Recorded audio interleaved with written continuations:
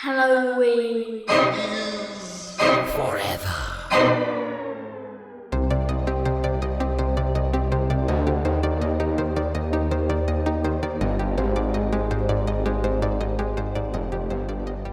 Guys, reading an article, as one does. You guys read articles? I read a lot of medical journals. You guys read medical journals? I'm a headlines only kind of guy. Headline kind of guy. And then Meg threw in like a subtle pun. She said, "Oh, sick." Guys, I was reading this medical journal, as I am apt to do as a medical professional. Did you guys know that diarrhea is actually hereditary? Oh, God damn it. I know how this one ends. I don't want to. Yeah. It runs in the genes. It runs in your genes. Ba, ba, ba, ba, ba, ba. Welcome, boys and ghouls, to a fucking disgusting episode. Oh, my God. Minisode, that is, of Halloween is Forever. I'm Brian. I'm so grossed out right now. I'm Steve. I did this. And then we got Steve. Guys, holy shit. No, that's a different movie, actually. Yeah. That's the other one right next to this. Was on that Steve's the good shelf. one? Oh, good God. Steve, I have never hated anyone more than I do. This was an unpleasant right film. now. Let me recap what happened here. Steve won the Showdown, the Robot Rampage Showdown, which also, let me reiterate, Meg, all this is not on him. This is partially on your shoulders. I like your move here. This is partially on your shoulders, ma'am, because you are the one shit who is on my voted for shoulders. his. I hear you. It's get like the a poop parrot jokes. is on your shoulder and shit down your back. Steve won the goddamn championship belt for the month of April. Horse shit month, by the way. Fuck April. It's not as bad as March or February or even January, but it's not that great. Steve won it, and then as a punishment episode, he was really storing this one up, right? He was like it was pent up for sure. It was pent up. It was a John Wayne level of constipation that was backed up that he decided to inflict upon us by picking this movie, which I guess is GoodBi, but it's the good GOOD space by as in like biome, like your gut biome, I guess. So I would imagine it's pronounced GoodBi. Is that fair to say? I would say it's GoodBi, and I've confirmed this with myself because the credits, if you watch the credits, it does a directed BI, produced BI. Yes. At the end, so it's by. I noticed that as well. So that's what I'm saying. It's got to be GoodBi. Yeah. I just want to make it clear. Yeah. That this was actually supposed to be your March punishment. Okay. Because it would have gone very well, I think, following the Hungry for Horror theme. I see. But once again, Meg has threw a wrench in those plans by having bad taste. I'm going to put the Meg rails up on both of you right now because you're coming at me. And I just love how you guys just want to push off the blame on me because you guys suck at picking movies. Scapegoat Meg. I just want to make it clear, though, that this was always going to come for you guys. It's just you couldn't push it off far enough. I see. Never choosing you again. This actually, and a little potentially TMI, but also a relevant thing associated with our last recording. Your boy, Big Bri over here, has some chronic gut issues. Oh, wow. That is a legit thing that happens in my life that put me in the hospital for 3 weeks several years ago, and tens of thousands of dollars in expenses and a whole damn thing, and an ongoing chronic gut issue that I have, a genetic thing. It's a thing, right? Everyone's got their situations. Your boy's got a chronic gut issue, and I had to literally cut recording short the other night because I was in so much gut pain. And then Steve jams the knife right in my back and then just starts twisting it. just twisting it side to side by leaning on this. I literally hadn't eaten anything except for broth in like 72 hours. I was on literal bowel rest, and Steve's like, take this, you bitch. Well, again, this could have happened in March. I know, but I didn't believe that you did that as a dig. No. But I do like that would have been such an intense and awesome troll. I actually think it was. I think Steve's that malicious. It's not that I'm that malicious, Meg. It's just I'm not going to pull up on the stick when I'm already nosediving the plane just because Brian's tummy hurts. Like, it's going in. Like, it's happening. Listen, you guys know me well enough to know that I love an over the top overkill type of troll. So that was it tickled me. Even though this movie was not pleasing to watch, It did tickle me that I had gut problems that required me to cut out of recording early. And then Steve goes, here you go, you bitch. I very much enjoyed it. Didn't enjoy the movie, though. It's a whole piece of shit. This is literally from like last year. This is a 2022 movie, I think I saw. So yeah, this was Steve's quote unquote punishment episode. And really, truly a punishment episode. And I do appreciate the return to form in terms of punishment episodes, because for those of you who are new to the podcast, here's how this goes. First of all, fuck you. Where you been? Second of all, here's how it goes. Once a month, we do a Showdown episode where a whole series of topics are floating out there in the ether. We select them for our social media friends and listeners to vote from a list of 3. Once we have that list, then we pick a movie that's associated with that topic and we argue about it, blah, blah, blah. We vote. Somebody wins the fucking championship belt for the month. Last month, this month, the last month we voted, this month we actually did it, was Robot Rampage. Ya boy Steve won. And then because he won, he gets to choose the punishment episode. In recent months, we've been pretty soft on each other. We've been doing a lot of fun stuff. So I do care appreciate, for that. Yeah, I don't care for it. I don't care for this kindness, this kindness among men. Steve said, eat it and eat it hard. Sit on it, spin, and then also eat it. And that's what he did to us this time around, which I do appreciate. So, I guess before we get into it, we're going to talk about this movie, unfortunately. But before we do that, we got a couple 2-tree things we're going to take care of as per usual. First of all, Yin's got beers you're drinking, or what are you doing? I got beer, and then I want to start with something I had earlier today. Mm-hmm. I was originally going to have that. What Meg is holding up to the camera right now. I was originally going to have that Iron City iced tea. Oh, you rat fucks, yeah. I had one at lunch, though, and it is fucking terrible. I heard it's hot garbage. I heard it's awful. Terrible. Can confirm. Yeah, is it bad? Yeah, so I'm like, the base, having it as a beer just didn't hit the mark. Like, there should have been, it just literally tastes like they took some sort of syrup or powder, whatever, to blend in with. Wait, that's literally what Turner's is already. Like, Turner's isn't real iced tea. No. Right. This isn't iced tea. We're talking, it's like an extract homebrew with a twist of lemon. I'm saying even regular Turner's iced tea isn't real tea. No. And that's what I'm aware of it. It just basically tastes like they took that, whatever they do to like make that, and then put it in this beer.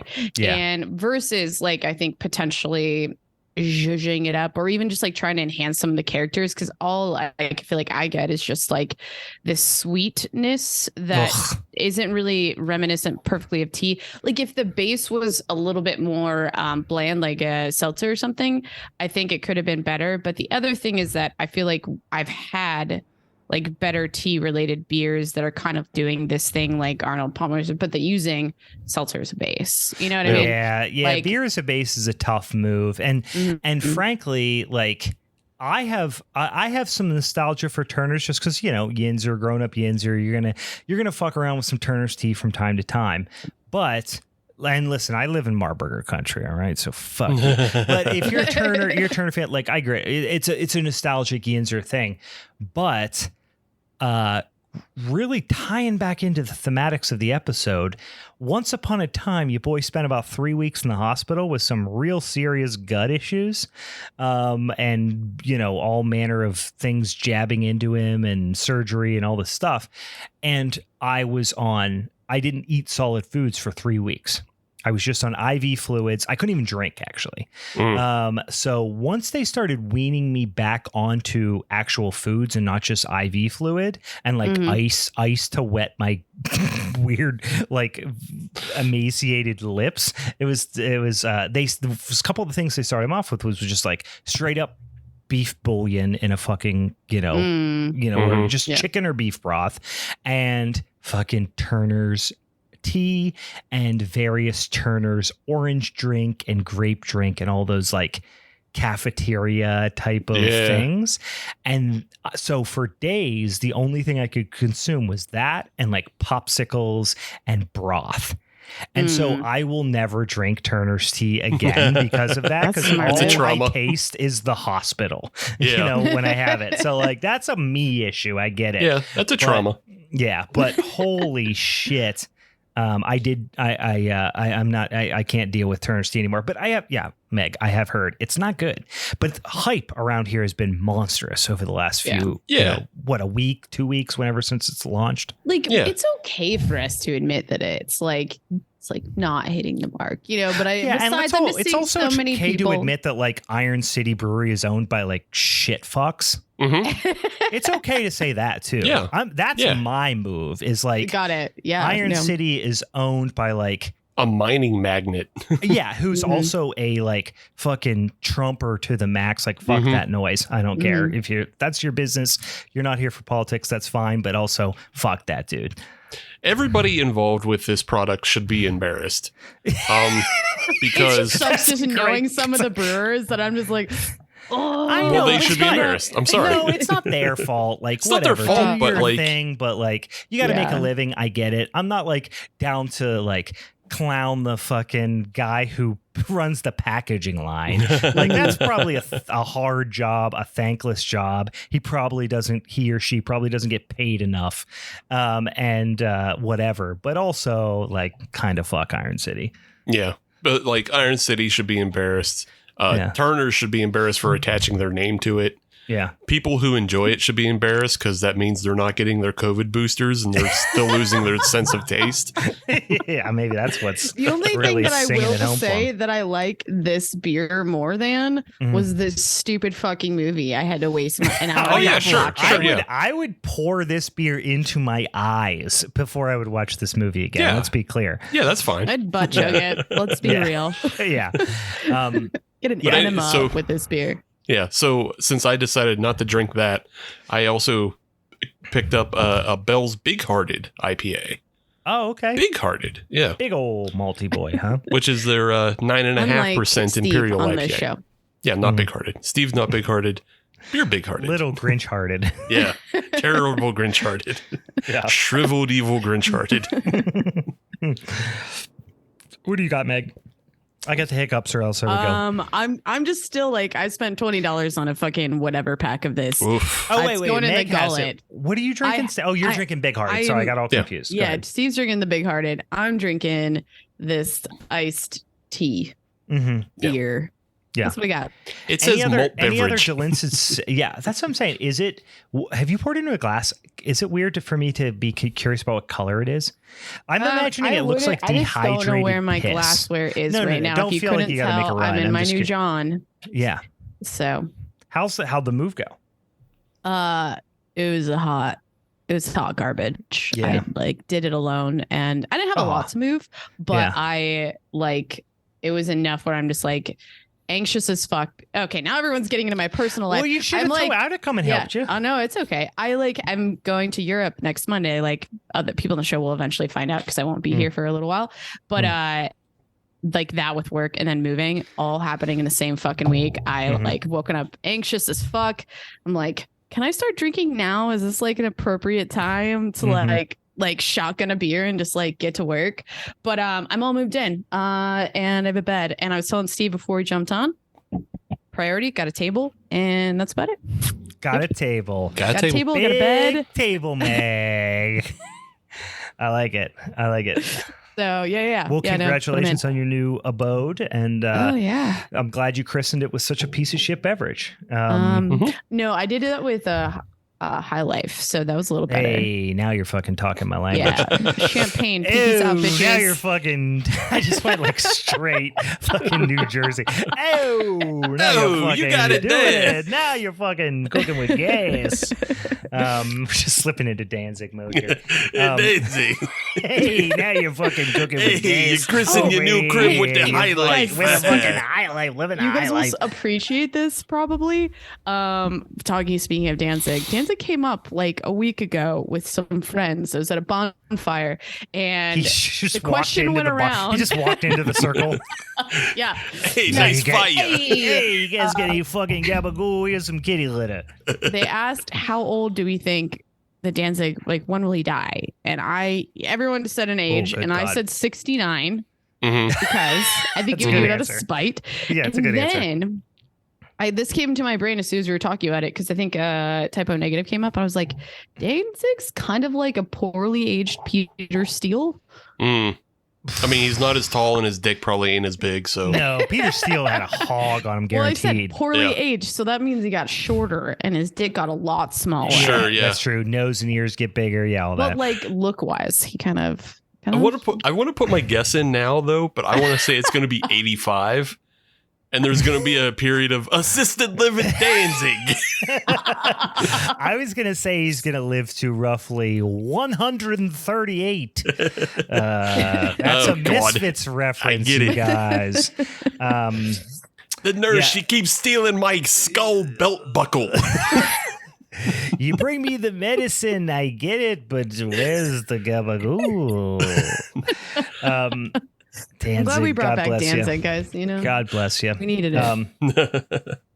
I am unlike I'm drinking an actual, full on, actual good local beer. Actually, I just finished it. I was drinking from a little mini growler of I was just looking up what the name is. It's a West Coast IPA from Burgers Brewing. But I don't remember the name of it. It's just that's how I order it. Hey, give me the West Coast IPA. It's fucking killer. I've been on a bit of a West Coast IPA kick. Your boy likes to fuck with some loggies, and I do. But recently, just like some good old American Pale Ale, good old West Coast IPAs, like, have been kind of my jam. The weather's getting nice. I want something bright and fresh. So I just polished off while I was cooking dinner for the fam and having some dinner. I was drinking a little West Coast IPA from Burgers Brewing, but then I was just about to tuck into this. Did I open one of these on the show yet? I don't remember. Forest and Maine House Lager. I think I did. I feel like you definitely have had a Forest in Maine. I don't know if it was that one or not. Yeah, I think I might have brought. So this is round 2. I'm actually drinking myself a nice little glass of water, and I'm gonna top it off with a house lager from Forest of Maine. It's a Keller. I would call it. I don't know if they would call it that. I think they kind of say it's more of like a house, like a Keller Helles kind of thing, like a Sommer beer type of thing, maybe. But no, it's pretty fucking hoppy. I would definitely put this in the Keller Pills, but it's like an unfiltered, kind of more rustic Keller beer, type lager with, but fairly aggressively hopped, but in a really nice way. So it's a fucking killer beer. But that's what your boy's drinking. Should we get into the Showdown episode for next month? Yes. Yeah. All right. Yes. So let me bring it up. Let me see how it's been going here. Let's see. I think it's pretty much a runaway for one of them. Yeah. And it's not Full Moon Features. Big bummer. Yeah, it's not Full Moon Features. It's not, for those of you who are keeping track at home, it's not Telekinesis Movies. It is, in fact, guys, drum roll, please. We've got Before They Were Stars is going to be the Showdown episode, or Showdown topic, rather, for May. This is going to be a fun one because this is all about on-screen talent. Is it fair to dictate it that way. We're talking about on-screen talent, so not directors, not writers, anything like that. We're talking about, it doesn't have to be necessarily the star of the movie, but it is on-screen talent, actors who have come to amass some very significant amount of fame.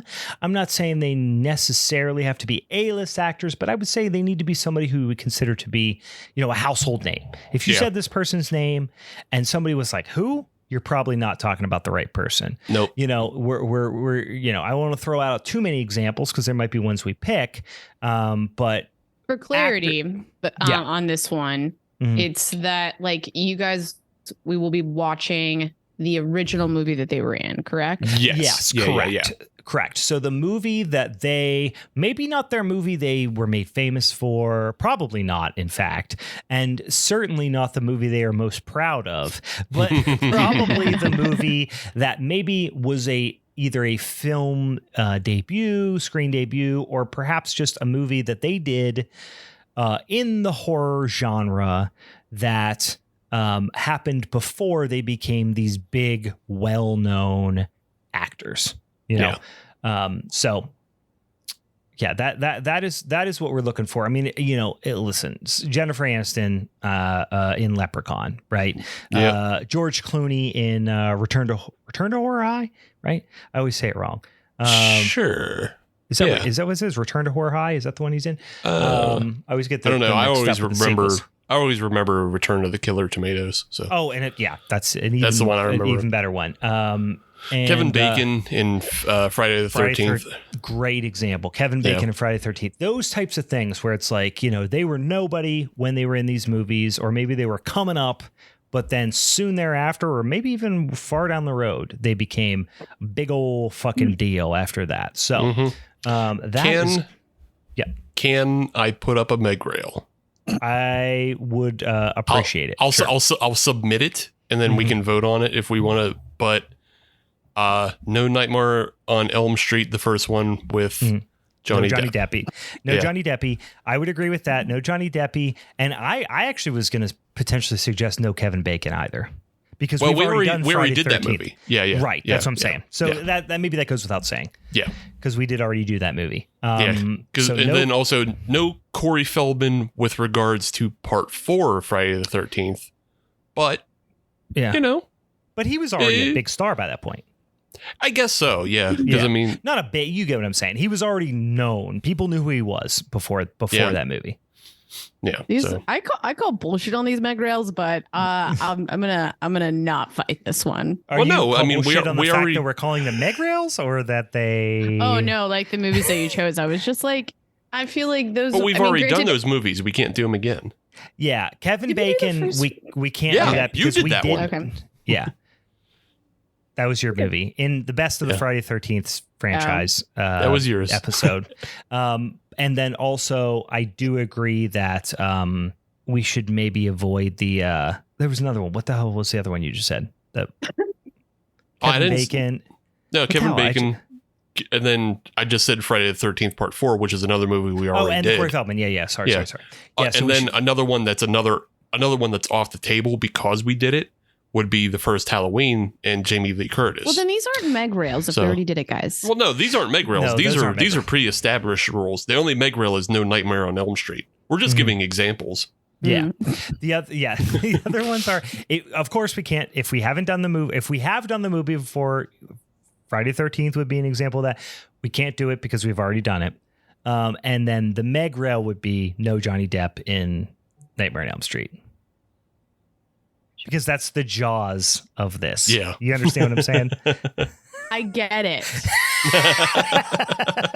I get it, you bitch. All right. So that's I think we're all in agreement. Are we all in agreement on this? Yeah. Megan, we're the one looking for you to agree. Megan, she just does this like. I have no fight. She just said, Megan, this one thing. You can't see this. It's a podcast, an audio medium. But one of my favorite things in the world about Meg is her physical communication. It's just so expressive. I love it. Yeah, so that's our topic for the beautiful month of May. Boy, howdy, do I love May. One of my favorite months. Warm weather. You can start watching movies outside. The fucking drive-ins open. Love a May. Love a May. So we're going to talk about that in the beautiful month of May. Okay. We talked about beers. We talked about some other stuff. Also, I should mention, if you haven't already, follow us on the social medias. It's at Halloween is Forever, or Halloween is Forever Pod, whatever. Just search it. You know how to use it. I don't teach you how to use the goddamn internet, you fucking plebe. Go over there, search for us, and follow us. And if you want to help us vote on these topics, or even suggest topics to us, or suggest even Minisode episode topics for us, that means a lot as well. Send them our way on the old social medias via the DMs or whatever the case may be. Okay, cool. All right, let's get into this fucking movie. I'm going to pass it on to Steve. This is your fault. So you have to take responsibility for this. Can I just sure. start from the top and say, sorry to steal this, but I started this movie last night after I finished moving, and then I was like, I need to go to bed. So I was like, I'll wake up early and I will finish this movie. I have never been so nauseated so early in the morning. I was like, this is not how my day should start. Steve, this is the thing is, you give Steve that pleasure by telling him that you were physically distressed. I want the listeners to know how big of a piece of shit he is for this pick. Just a rat fuck. Just an absolute rat fuck. Yeah. And obviously there's a lot of like, I did this to you because it happened to me. So it's just like generational trauma through Passing movies. On the trauma, exactly. Yeah. It's trauma through movies. Yeah. Let's start with the IMDb synopsis, and you guys tell me if this is what happened in the film. But GoodBi is the disturbing tale of Beth, a young nursing student that finds herself driven to the brink of insanity by the increasing chaos that surrounds her. As she descends into an abyss of violence and paranoia, she is faced with the decision to die or become what she fears the most.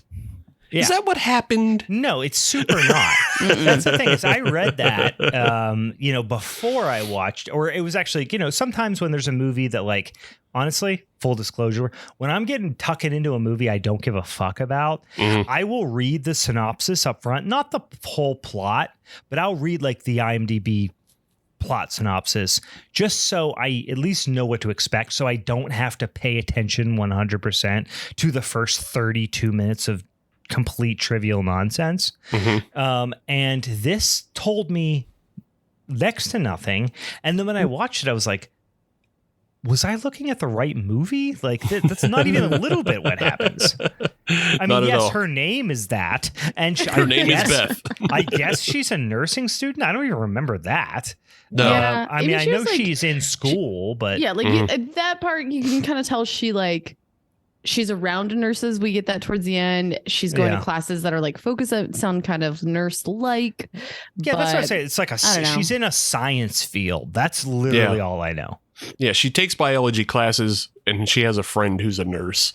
Yeah. But you never really see her do nurse stuff. A person who has a friend that's a nurse. Like right. I guess that's hard to explain, but yeah. Yeah. I love that synopsis, though. It's like facing the decision to die or become what she fears the most is like what she fears the most of being a piece of shit. Like, I mean, that's what they meant, actually. There's a lot of probably what they meant going on here, guys. So let's the film's directed by D.A. Jackson, and he's been working as an independent filmmaker in Florida for a number of years. Yeah, this is such a Florida movie. Yeah, it couldn't come from anywhere but Florida. And it starts like Florida this is man how made a terrible movie. Yeah, exactly. Yeah.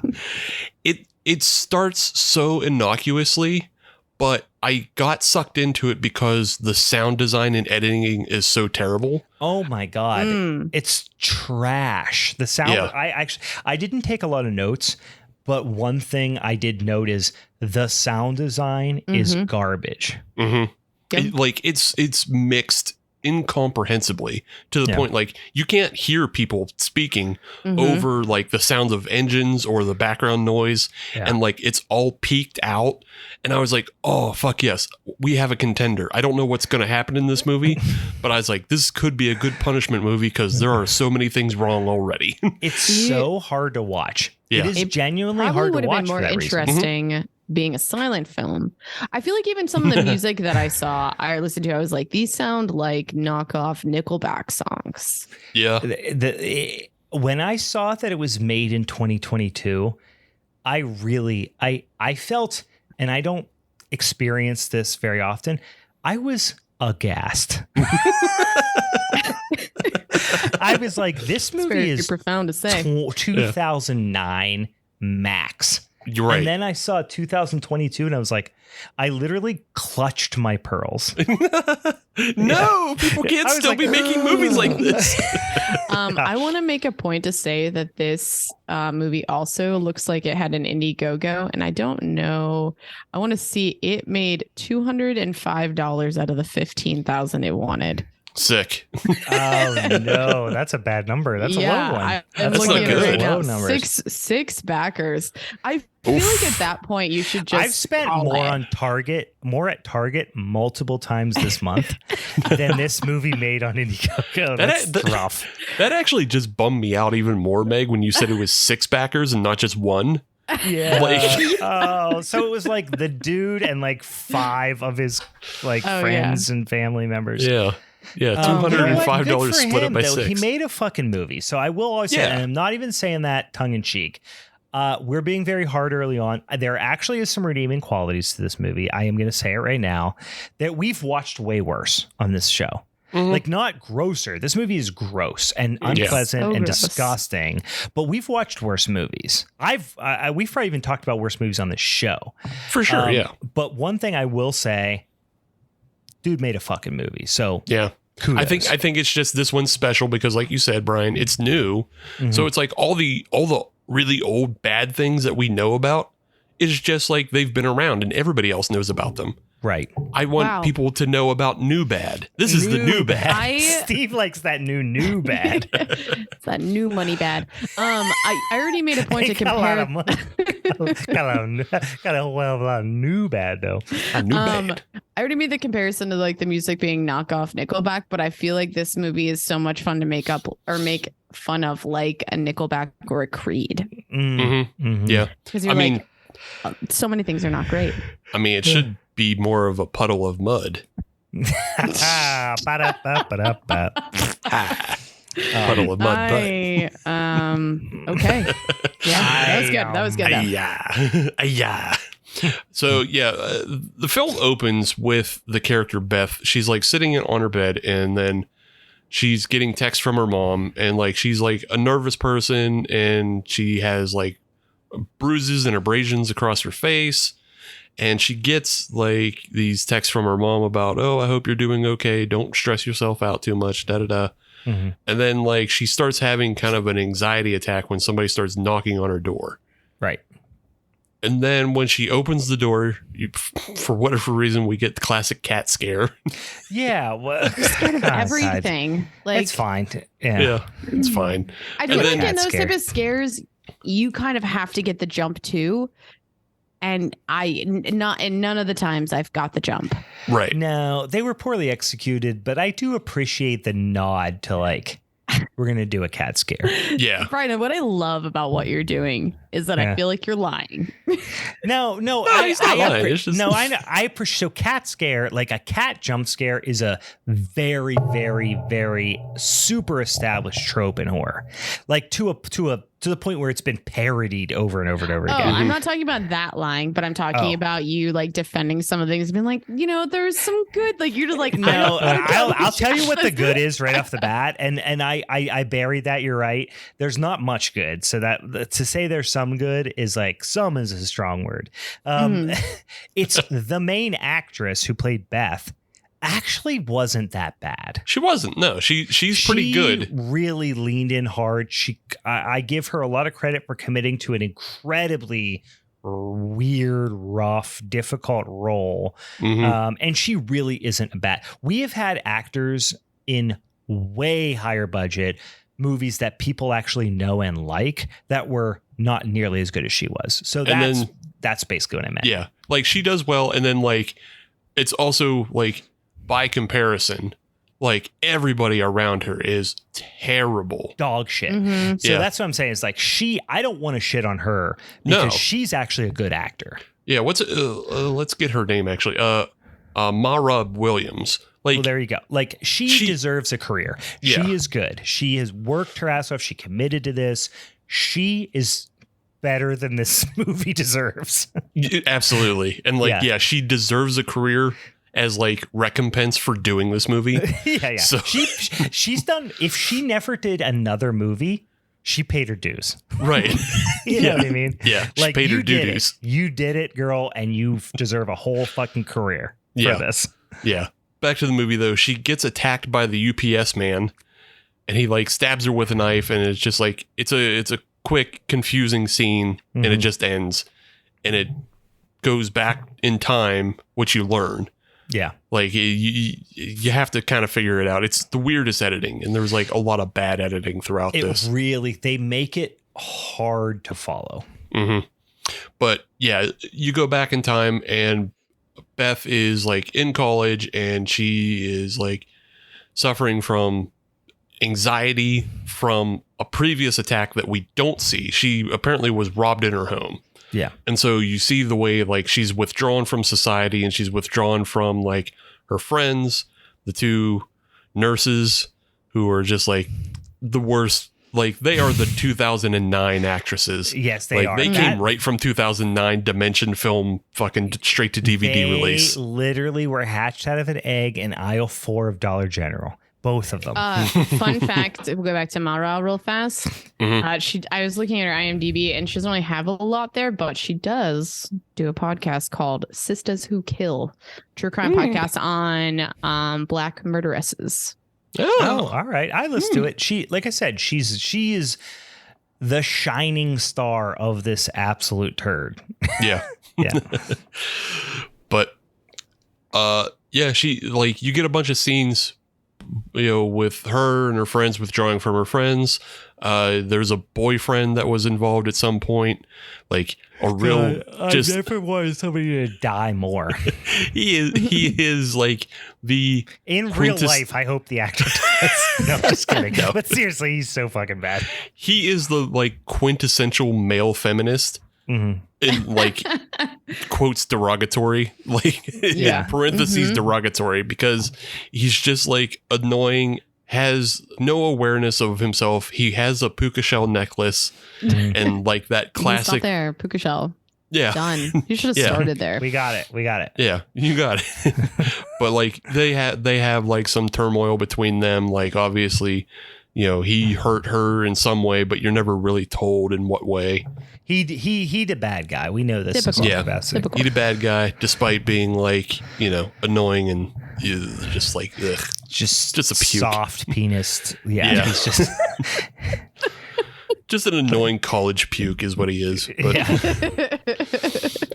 What's that quote from? And like Kate would kill me because she's a huge Office fan. I kind of can take or leave The Office, to be honest with you. But like that, whatever that there's a great quote from a late season character named I think Robert California, maybe, where he's like he's making fun of the character of Andy Bernard, and he refers to him as soft penis, and I just always thought that was very funny. I don't know why.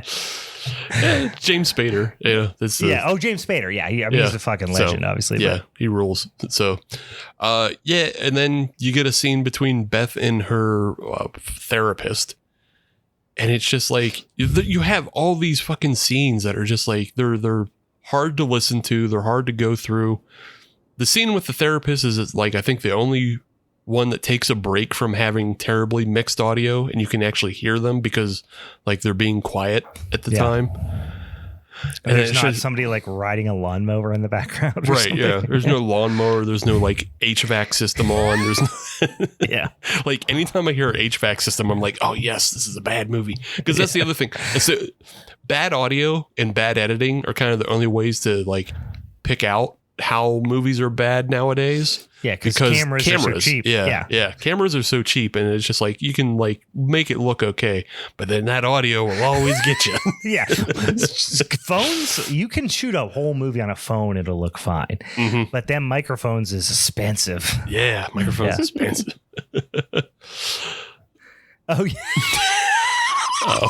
Okay. Meg just sent the quote from Robert California. It's such a funny quote. He goes, "I will not be blackmailed by some ineffectual, privileged, effete, soft penis debutante." That you want to, and then this is the best part. You want to start a street fight with me? Bring it on. You'll be surprised how ugly it gets.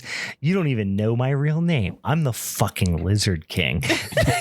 The way he says it is just like, because he's this like corporate suit, but he kind of seems like this like Silicon Valley like kind of guy, and then he calls himself a Lizard King. I thought that was fucking great. Solid. But soft penis debutante is such a fucking, because when I think debutante, I mean, listen guys, stop, we're on a sidetrack here, but you think debutante, who's your favorite debutante?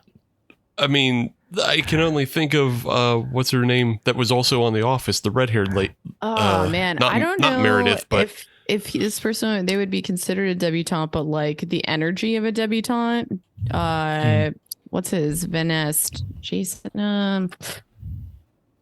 Venice. I just Ellie Kemper. She was a debutante. I could see that a little bit. I think of Blanche Devereaux. Okay. Because she like Southern Belle growing up. She's like a debutante kind of thing. I just think of that, and just somebody a soft penis, the debutante. Debutante. Wait. What is it called when this is a female version of that? Isn't that a debutante? Like, no, the debutante is the female version. Yeah, that's what I'm saying. Yeah. So that's why I think it's funny is to call them a soft penis debutante. But like you do think of like this like Southern Belle, Antebellum South kind of, well, I never will. I remember the name. It was Jonathan Venice, the guy from Queer Eye. Oh, okay. But I was like, a little bit of the energy, but like in a good way. Yeah. That would be the positive version of it. But anyway, sorry. That was a word. One of the greatest, I don't even say lines, bits of dialogue in sitcom history, even though it was in the later episodes of The Office that nobody gives a shit about. Such a great line. Such a great line. It had its moments. You know? Yeah. I mean, 30 Rock has a lot of good moments too. Oh, 30 Rock is great. I fucking love 30 Rock. But anyway, back to GoodBi. Yeah. In the scene with the therapist convinces Beth that like her choices are she can either take medication or she can actually try to make her relationships work. And I guess she decides she's going to make her relationships work because like immediately after that she's out on a trip with her friends and they're going to the swimming hole. Yeah, they act like it's this big thing then, like, and then the friends are like, she obviously doesn't have a good time at the swimming hole, but the friends are acting like they did like some sort of miracle worker level organization and bringing this amazing trip to life. You just drove out into nowhere and blew up some fucking floaties. Like that's what you accomplished. Yeah, they drove 2 hours. Essentially, it would be like going from here to Linesville up to Pymatooning is what they did. And then floated. And they're like, right. We put this we fucking did it for you. Vacation together for you. But on the way, you get your inciting incident and you don't know it. Yeah, you don't know it at the time. And it like the first time I saw this movie, I got physically mad at it for doing this because I was like, why the fuck would you do this to an actress? Why would you your movie doesn't deserve to do this to a person because nothing is happening right now. Like nothing has happened. Why does this happen? Yeah. But what happens is they stop at some roadside attraction to get snacks and sandwiches. Some like a super hillbilly, like off the beaten path type of fucking convenience store bait shop situation. I like the attempt here in the scene of like trying to give a lot of personality to the person running the rest stop. Yeah. Like it just seemed like there was too much effort. there. Oh yeah, there's too much effort. She was chewing the scenery. She was like, she's this shrimp sucking fucking Cajun. Shrimp sucking. Where's this supposed to be based, by the way? I think it's supposed to be Florida, but like, yeah, she comes out of the back room, like just sucking a shrimp out of its shell. Yeah. And like, yo, Buck, don't go in there. Oh, I guarantee. Yeah. Yo, put those down now. You can't have no inputs over this. Yeah. Let it, like, her dialogue is sort of important because there's this whole thing about the preservatives. Yeah. But the preservatives weren't preserved correct. Yeah. It's not pasteurized. Yeah. But if you guys remember the movie Cabin Fever, like this is the scene they're trying to do. They're trying to do the fucking convenience store pancakes kind of gimmick, right? Of like, you know, Southern people are weird and fucking rural whites are crazy. Yeah, I guarantee. You can get down shrimp up in there. I love it. Down here. What do you know about that? It's about too much for a good Southern boy up here. Is it cash or credit? Oh, you can't use credit machine down. Yeah, then she goes, well, and then the response is so over the top. Again, maybe I'm going to say here, and I'm going to give the one thing in this scene the benefit of the doubt that might be worthy of getting a benefit of the doubt, which is the script for this scene might not have been that bad, but obviously the actors, like I said, the two friends are awful. Yeah. But then also the directing is so awful in the scene because they don't know how to manage the interaction with the clerk, the person working at the cash register is so fractured and weird and up and down and not consistent, whatever, but it's awful. Yeah. It's like, hey, here's our snacks. Cash or credit? Credit don't work. Fuck you, you piece of shit. Right, yeah. And then it's like, oh, but also, you know what I mean? It's just like, and then it just keeps going back and forth. Like the dialogue takes a turn towards the point of no return where they should be now experiencing all this animosity between each other way too rapidly. But then goes back on it and then does that same thing 3 or 4 times back and forth. It's just such a poorly directed fucking whole sequence. Yeah. Do you think they took a lot of liberties themselves? Because that's partially what it felt like. They had to, because I don't think anybody was directing them. I think the director was out back huffing paint. So apparently this film was filmed in 14 days. Damn. During the summer of 2020. That's 3 times more than I thought it would be. Well, it was 2020, so things were slowed down. Yeah. But it was Florida, so that's how you know you can film a film in 14 days in Florida during a fucking pandemic. Clovis didn't make its way down to Florida. Yeah. They didn't get it. It didn't happen. Yeah. But yeah, so yeah, you have all this weird up and down with the interactions between the two friends and the clerk. But at the same time, it's intercut with what's happening to Beth, and what's happening to Beth is the most disgusting Buster Keaton act I have ever seen. Oh my God. It's so over the top. It's over the top to the point where, like, I am not, I have a pretty strong stomach, not physically speaking, because obviously I have a weak stomach and I'm a soft penis debutante when it comes to that. But I do, like, not a lot grosses me out. Right. In movies, of course, but then in real life, listen, I've accidentally stabbed an animal's intestines when gutting it, and shit spewed everywhere. Like, I've done some weird shit. I've butchered animals. I've done all that type of stuff. But this scene was fucking gross. Yeah, it is gross. You want to know the grossest part? I'll wait. We'll get to it. So the way this scene breaks down is Beth is in the bathroom, and then she sees the 2 grossest toilets this side of Train Spotting. And you add a dead baby fetus to that toilet, and it really would have only took it up 0.4% grossness. That's how gross it already was. You wouldn't have been able to tell that it was in there. And she gets stuck in the bathroom, And then she, like, her tummy rumbles and she has to go pee pee really bad. So she's doing the hover over a toilet. Mm-hmm.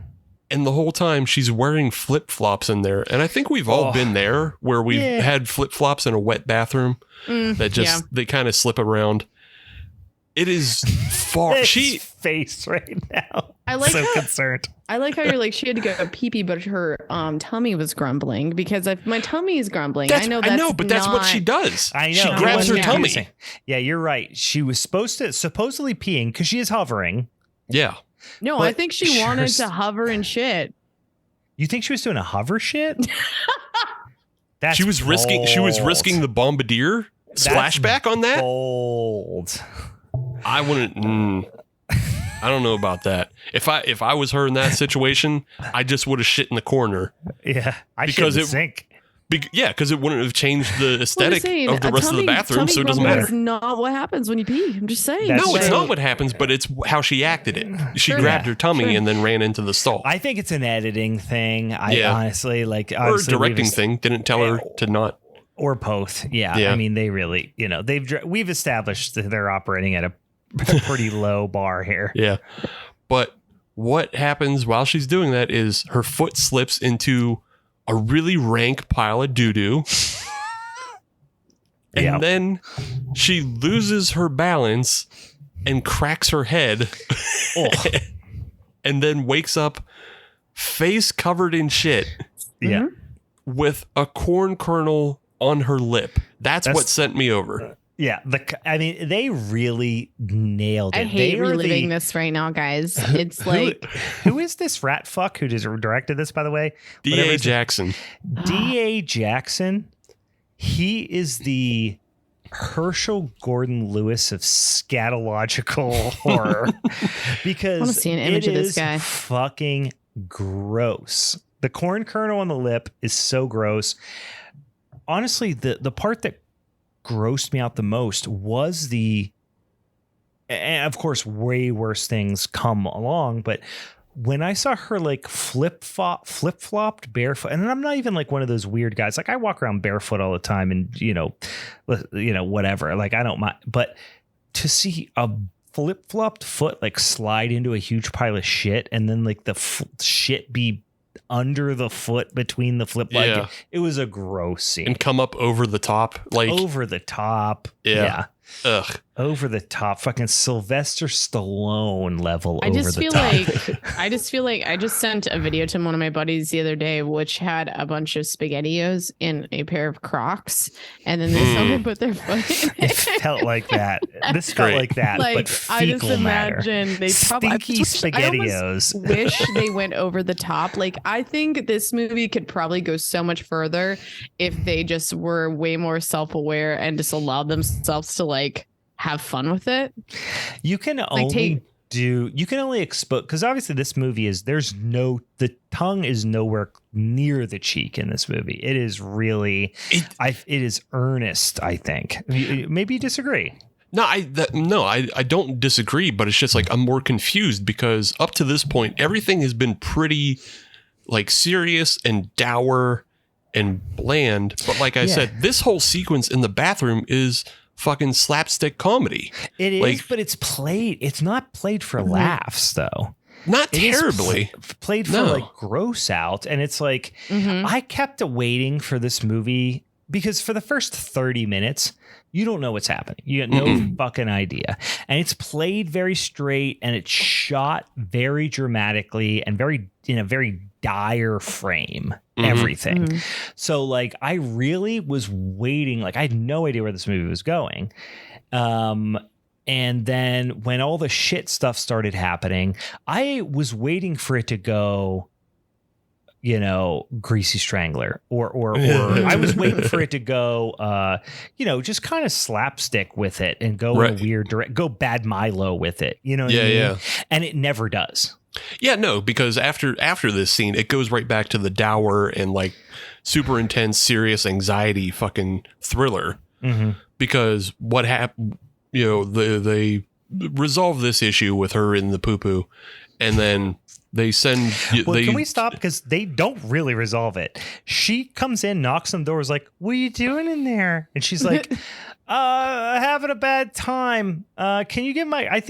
She goes, "I think I need to change my clothes." She is caked in shit from head to toe. Mm-hmm. Yeah. She is up and down, caked in poop, and then they just like. I guess what I meant by resolve it is just like they just cut. They hard cut. Yeah, they do. To her with her change clothes. They just go, "Oh, now she's back in the thing." And they're like, "Don't make fun of her. Some weird stuff happened in the bathroom." The scenario got so dire that it's kind of like that thing where it's like, do I just go outside, don't change my clothes, don't do anything, just walk outside, buy a 5-gallon gas can, walk to the pump, fill it with gas, walk back inside to the bathroom, cover myself in gas, and then torch the entire building and myself. Like, that's kind of the situation at that point. Yeah. Even if she just went completely nuts and fucking killed the clerk for like not keeping the bathroom well, that would have felt totally appropriate. Yeah. This is a scenario where you literally have to like an either Ace Ventura joke.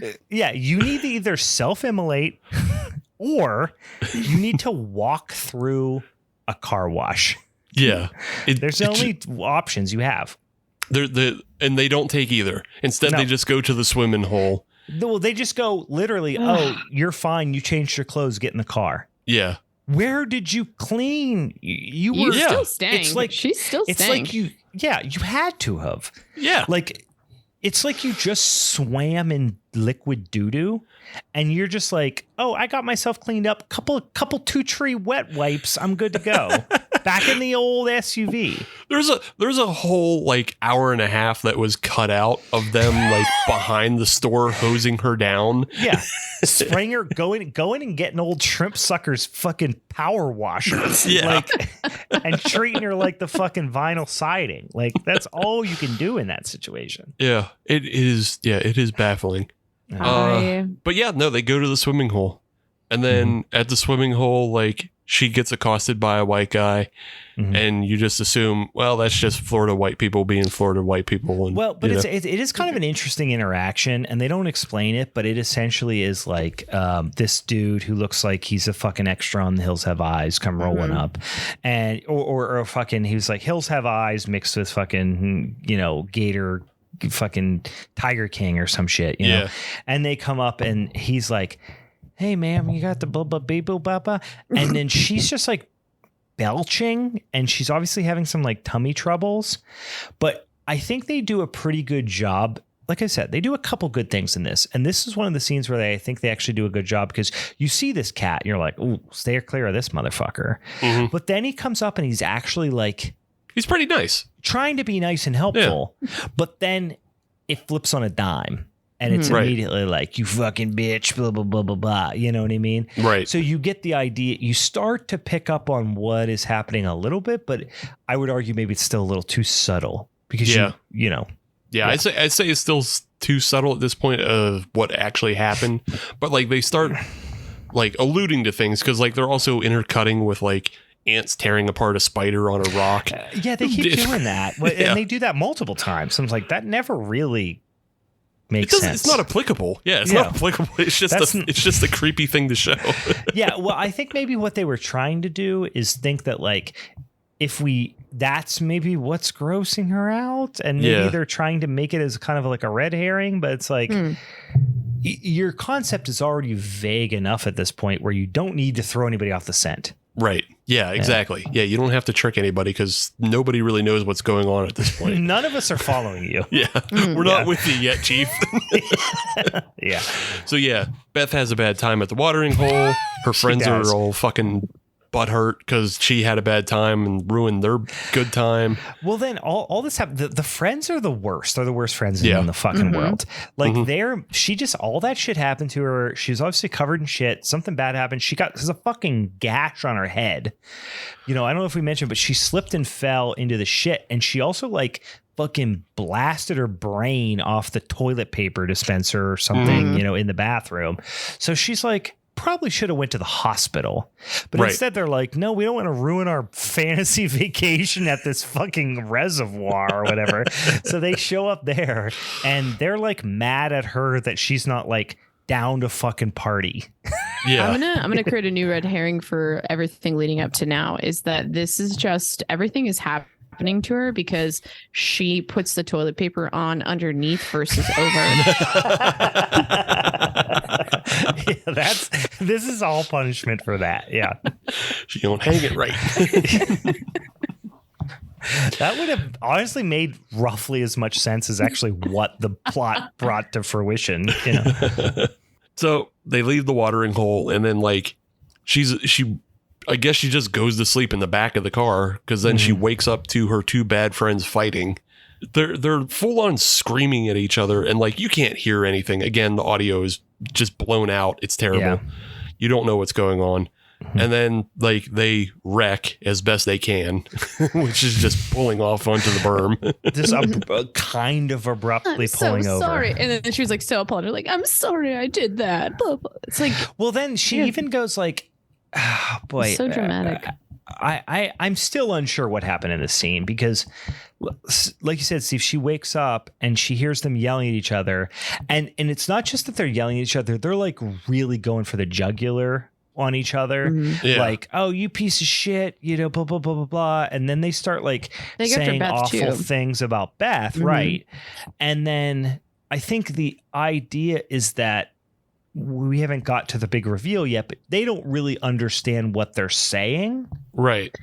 I almost felt like were they literally not saying it? Because there's also a dream functionality here that we haven't talked about that never is explained. I think I think I would go, when I saw this scene, I thought it was just like a poorly executed, like they're trying to portray that she's just waking up a little delusional, and you know, this whole idea of like this dream thing kind of comes up, so you kind of, they're trying to play off like we don't know what's real and what's not happening. And so kind of having that disillusion or confusion I was taking from it, even if I was like, I maybe you might be right, because maybe what they're doing is like more of the whole, they felt like they needed to throw people off the scent, no pun intended, that like that this was going to be too on the nose for people.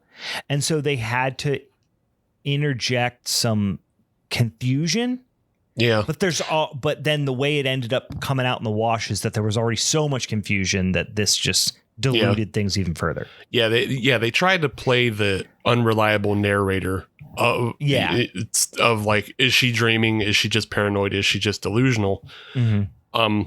But the thing is, like, what's revealed is like, it takes you a minute to catch on to that anyway.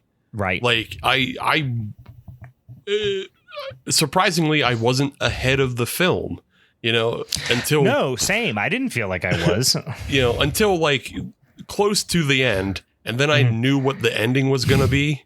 Yeah. Because you go back to what the film company's name was at the beginning. It's a terrible joke. So but it's not, warning, it's not funny. Yeah, it's not that funny, but it will give it away if you think about it. Gotcha. But so yeah, Beth gets out of the car. They're having this confrontation on the side of the road, and all of a sudden her friends are like back to normal. They're back to just like, Beth, what's wrong? We don't remember any of that. What happened? Yeah, we weren't like, fighting. We got a flat tire. Yeah. You know? Yeah. Yeah, we got a flat tire now, though.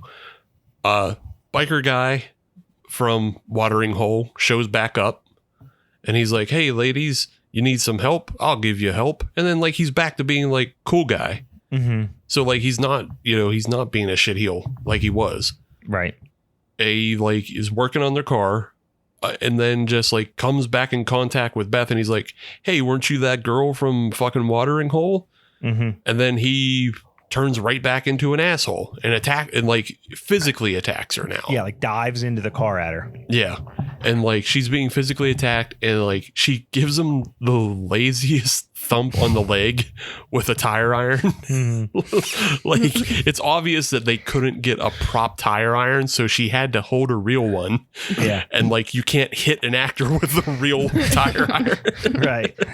It was like it's not in their contract. She was more like checking his reflexes with it. Right.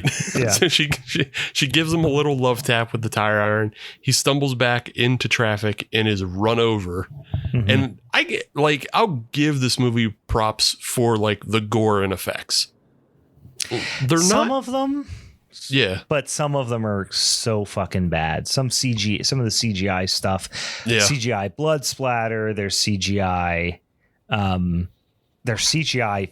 effects, like skin effects as well, that are fucking horrible. No, I thought those were practical when the boyfriend gets his face burned. Yeah, later they were like pulsating in a very digitized way to me. I think they digitized the pulsating, but I think the actual skin was like a real effect, and then they just ruined it by the part. Yeah, the whole thing didn't land for me. But yeah, but I think, when he rolls up the car and like the splatter across the windshield, that's pretty solid. It was okay. Yeah. It was serviceable at best. Yeah, it's fine. Yeah. Look, you go in the world of shit. You have to find a kernel of corn and really clamp on your onto lip. it. Yeah. Big surprise though, the guy who just ran over biker Mike from Mars. Yeah. He is.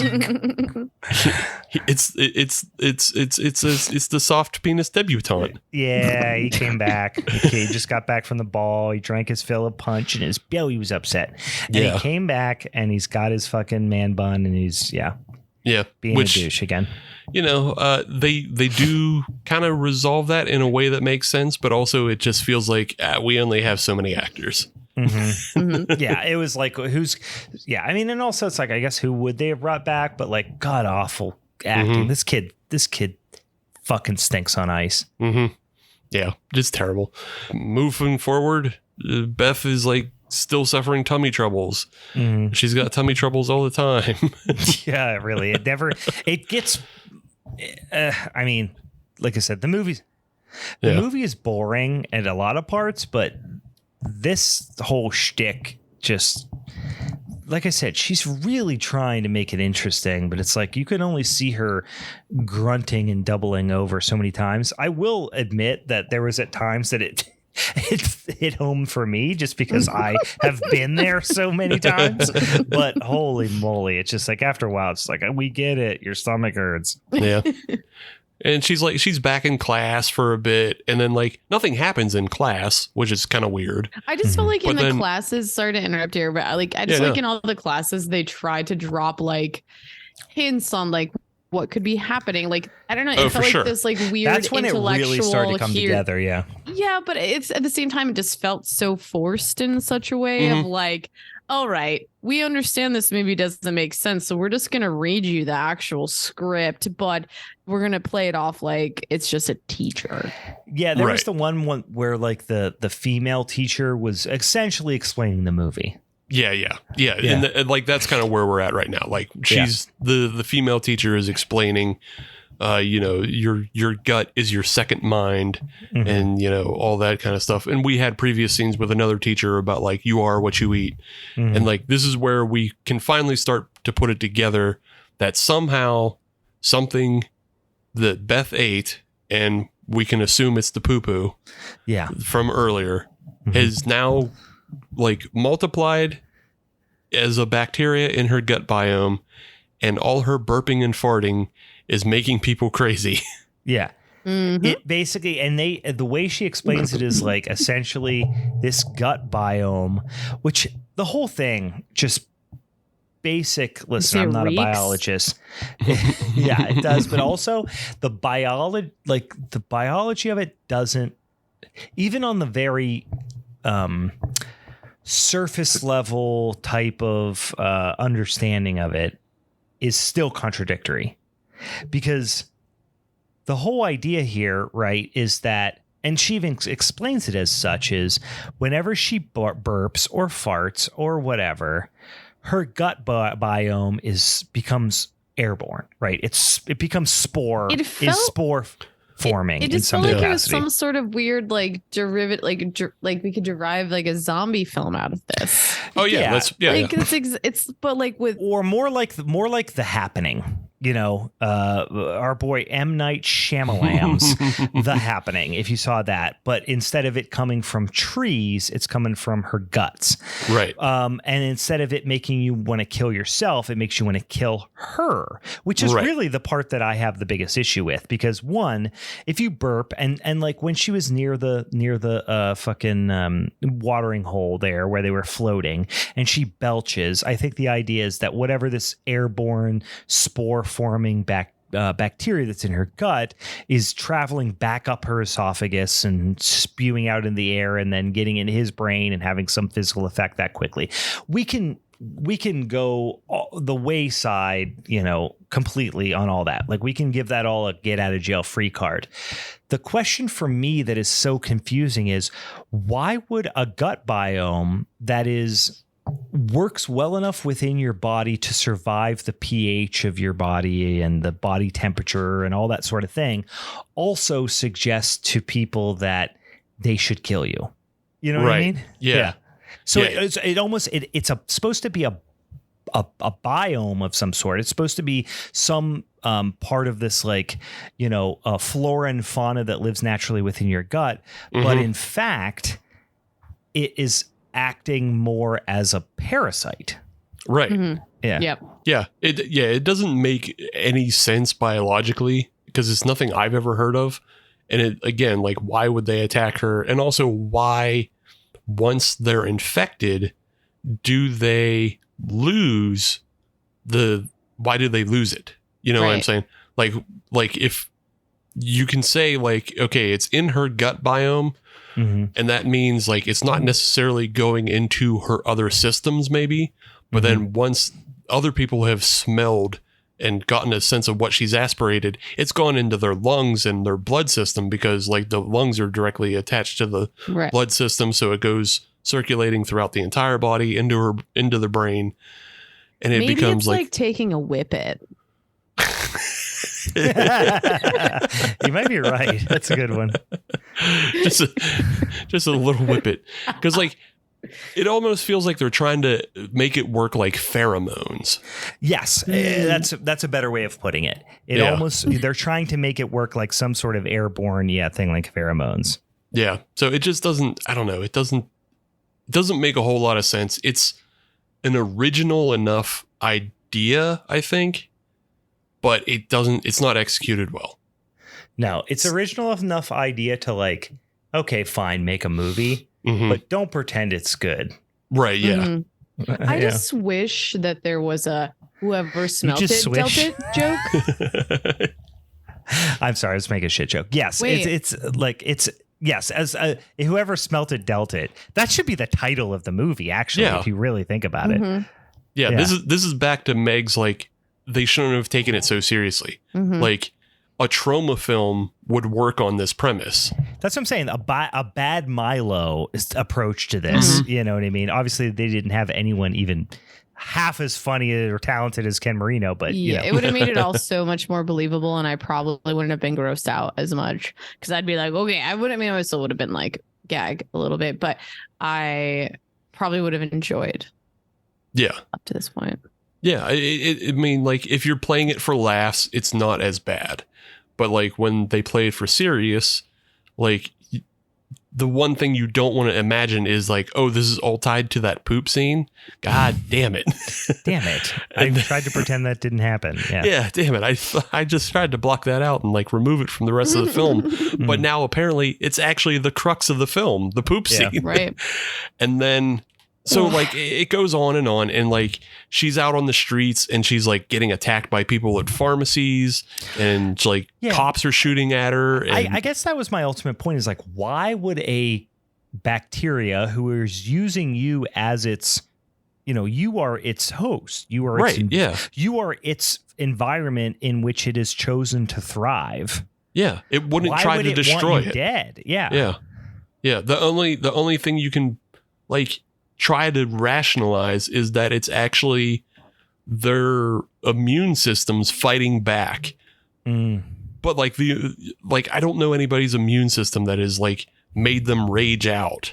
Yeah, usually immune system doesn't result in violent tendency. I guess that is maybe the premise that they were trying to lean into, which that's actually not a bad premise, but they didn't execute it. Yeah, it doesn't execute well. So yeah, you got all this shit going on of like her getting attacked and everything. Somehow she makes it out of the town and winds back up at her friend's house. And like, I didn't understand when she goes to her friend's house, her friend doesn't really freak out. No, not like, really. Like in the time that they're interacting with each other. And then David, the soft penis debutante. Because that's what I would probably do. Yeah, soft penis debutante. I definitely would fart, like just purposefully, like, fart in his mouth. Dust, like literally. Put a crop dust right past him.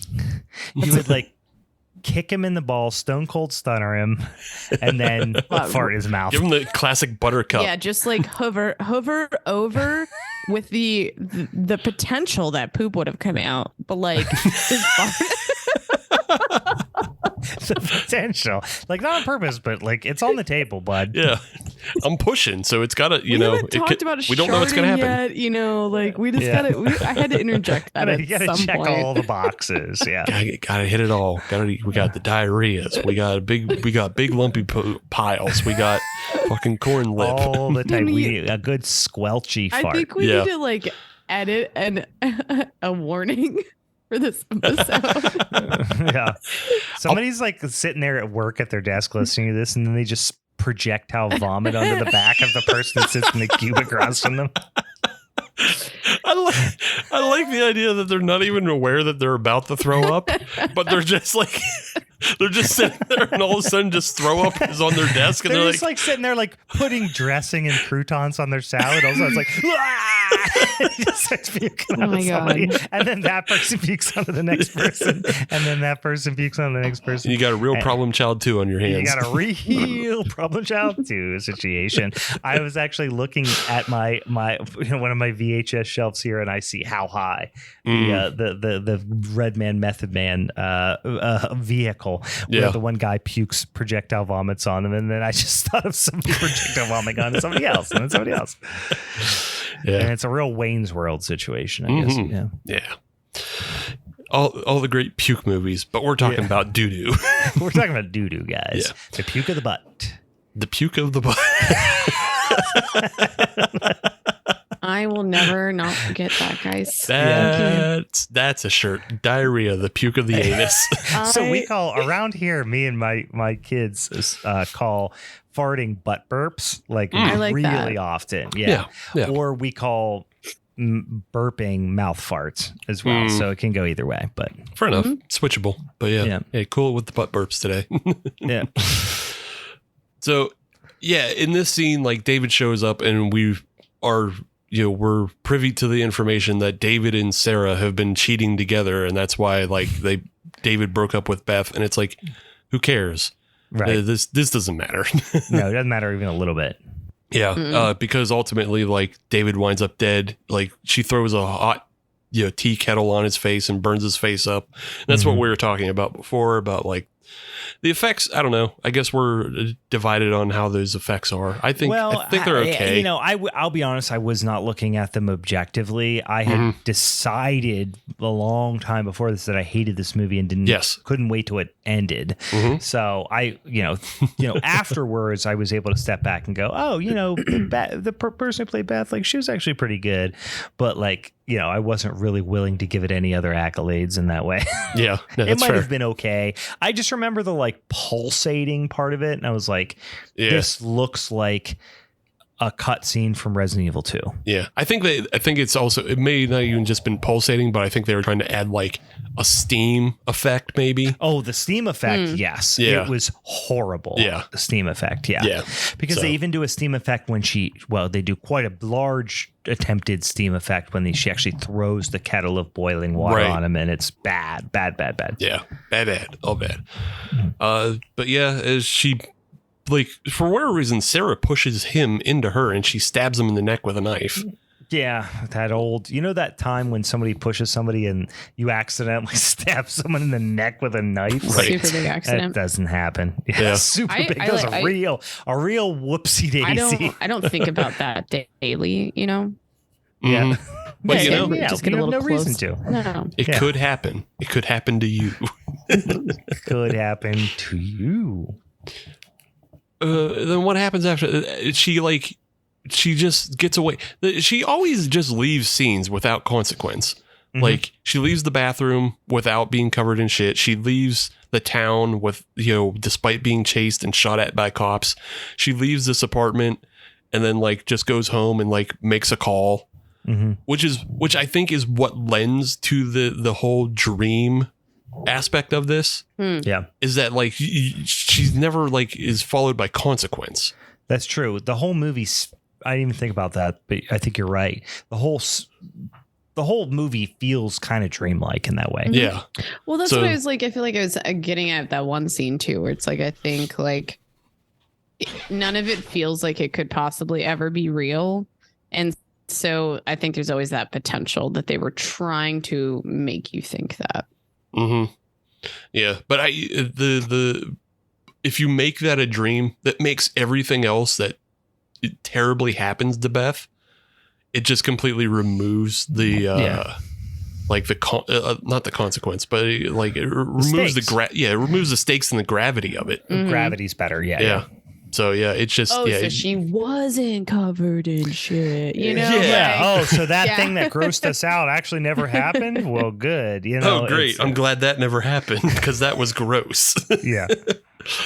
Although, like, okay, so like she makes this call to her professor, and her professor's like, yeah, you can, replace your gut biome by using somebody else's gut biome. And, they do that with like a fecal replacement therapy, which is a real thing. It is. Yeah. Yeah, which is a real thing, but It's called channeling. Guys, get with it. Oh, okay. Is that the I didn't know it was actual- called that. Yeah. Did you have to do that? No. I didn't. I'm now just imagining you eating shit. Well, listen, scat play and channeling. Channeling is more of like a, hey, guys, I got a real hot deal on this 4-foot length of vinyl too, big. Oh, so channeling is the recreational version of this. Okay. Correct. Don't ask me how I know it. Let's move on. Fair enough. Sure. You know how everyone has that friend in college that's like really will get you up to speed on all the weirdest, grossest porn? Mm-hmm. I was So that you friend. Oh, No, okay. I'm just kidding. No, I had that friend. His name's Dan. Yeah. He's a real piece of shit. But he was the guy who like turned you on to like, hey, there's this thing called balloon porn. It's hilarious. You know what I mean? Right, That yeah. guy. Yeah. I That feel shit like sounds this funny. conversations. I think I told you guys that list of like the you look like ... like it's become a list now.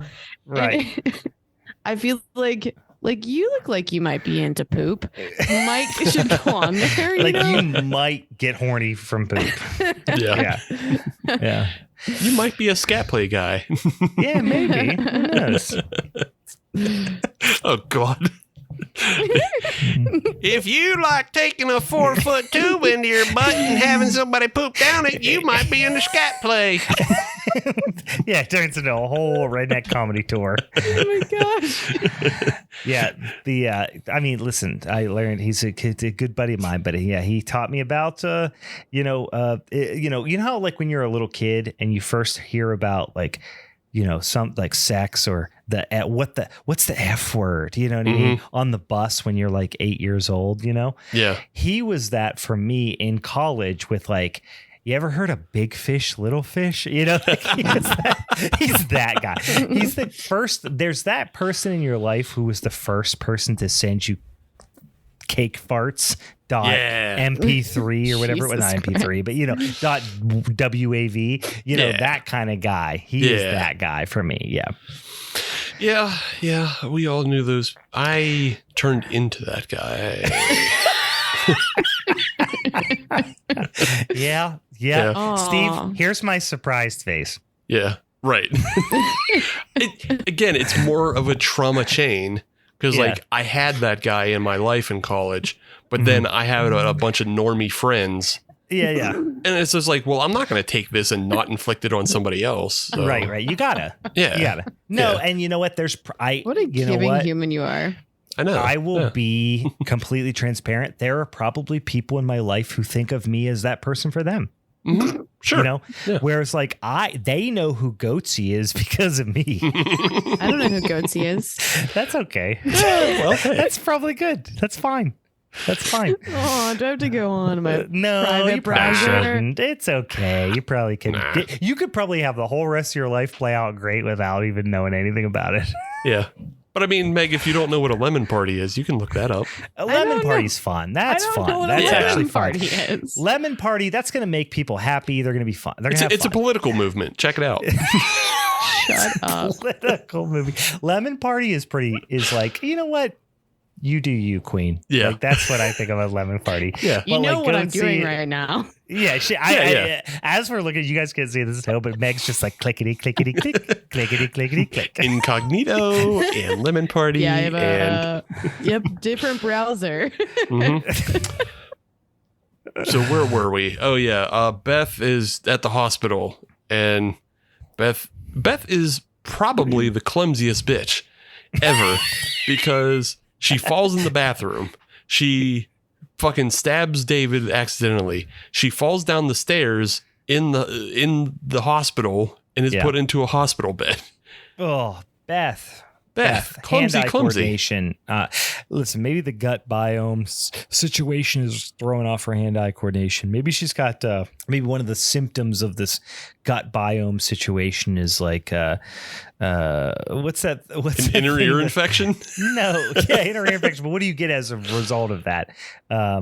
Where you can't balance vertigo. And shit. Vertigo. I couldn't think of the word vertigo. Yeah, maybe this gut biome situation, one of her side effects is vertigo. Who knows? Sure. I just like the idea that she has an inner ear infection that's like completely separate from everything else. And that's like that's really like the icing on the cake. Yeah. She just had an inner ear infection. That's why she's always falling down. But yeah, she falls down the stairs in the hospital, and so they pick her up, and like she's like, when she arrives to the hospital, she's dressed like the shopkeep in Resident Evil 4.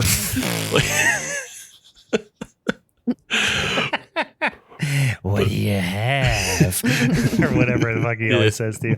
Yeah. But yeah, they put her in a hospital bed, and then like she's in the hospital bed and she gets fucking bubble guts again.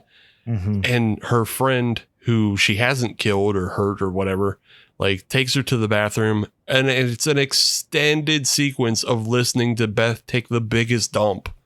Oh, and her like, this was like vaguely traumatizing for me. Of her just going like, I didn't actually save. I like tried to take a picture because it was just on my screen for the closed caption. It was just like gross poop and fart noises. Like that was basically what it said. It's not even that, because sometimes you just have a massive, really rough shit, but it's like you're getting all the evil out. Yeah. You know what I mean? We've all been there. Mm-hmm. You're hungover. You drank fucking way too much the night before, and you ate Taco Bell. So next morning, you're just getting all that evil out. This was not that relief for her. She was like, she was like moaning and like agony and pain. It was just like, ugh, it was a lot. Won't stop. Won't stop, can't stop. And then from this, she comes out of the bathroom covered once again, the clumsy bitch that she is, head to toe in doo-doo. What is all over the wall? Like, it's on the front of her. It's on the front of her hospital gown. How do you do that? I think she was twerking like against the wall, like, feet up. Yeah, she was doing the handstand. She was doing that TikTok's handstand twerk while having explosive diarrhea, and just literally, she was essentially doing what hippopotami do when they shit and then flip their little tail around and spray it everywhere. Have you ever seen that? Yeah, they clean up. They gotta clean up their butt. Spread it around. Yeah. She was doing that, except for upside down twerking. Right. Yeah. She had to have just either been upside down, or she just laid down tummy first on the toilet, trying to aim it into the sink. Whatever happened? It's so funny to lay down tummy first on the toilet and shit and just spray the whole room. Yeah. Oh no. That's serial killer shit, yeah. It had to have been. But yeah, she's once again just covered head to toe in shit. This doesn't make any sense. And like this is where like you feel bad for the actress because it's just like, why would they make you do that? That's the thing is like she is like it's always an awkward situation in movies and scenes like this where like she's committing so hard, which you can respect. And like she's a fucking pro. She's out there, she's doing it, she's committing. There is no tongue in cheek. She is acting her ass off. And like I said, she's pretty good. But then you want to like that and respect that. But at the same time, you're like, why the fuck did you ask her to do all this shit? You know what I mean? Like, it's not necessary. It doesn't add to your weird edgelord fucking, scat flick. Doo-doo fantasies. Like cool it, bro. JD fucking whatever your name is. D.A. Jackson is to poop what Quentin Tarantino is to feet. Yeah. Like, do we really need to see somebody like sucking a girl's toes in this scene? No, this is for you, bud. Mm-hmm. Oh my God. But yeah, chaos breaks out in the hospital, and like once again, she's like Beth is just being chased around the hospital by people trying to kill her. She like gets shot at by a cop, but that cop also shoots a priest in the head. I really did genuinely enjoy this because it's CGI gunfire. Yeah. Right. So it's bad. It's not like they got squibs or even blanks. The gun is non-operational. Right. But the CGI effect on the gun does the whole like it's the Sci-Fi Channel barrel, flash kind of thing. Yeah. And the guy who's holding the gun as the cop, first of all, is holding it in the most strange and unnatural position. And the opposite of what you normally see when somebody doesn't know how to like use a firearm, they will, hold it way out in front of them. They'll hold it sideways. They'll kind of do the whole side stance, desperado style or whatever. No, this guy does this weird like pew, pew, pew type of thing. Like imagine if you have a gun and you're doing pew, pew, pew. That's what he's doing. And he's also like trying to act like it's kicking way too hard. Yeah. It's just really tremendously bad acting. It's shocking to find somebody in Florida who doesn't know how to like hold a gun or what it feels like to shoot one.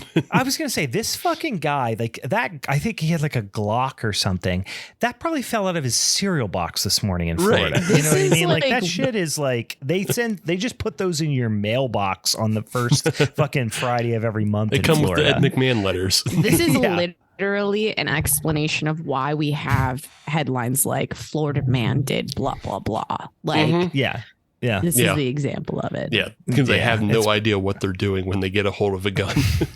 I do wanted to point out though that the priest, the actor's name is one of the most racist things I've ever read. Oh God. The character's name or the actor's name? The actor's name. Okay. The actor's name of the priest is Shamrock McShane. That sounds like his porn name. I was going to say, like, that sounds like a professional wrestler whose gimmick is he's a leprechaun. Right. Like Shamrock McShane. Yeah. Oh my God. Like your name might as well be like Lucky Mick Illiterate.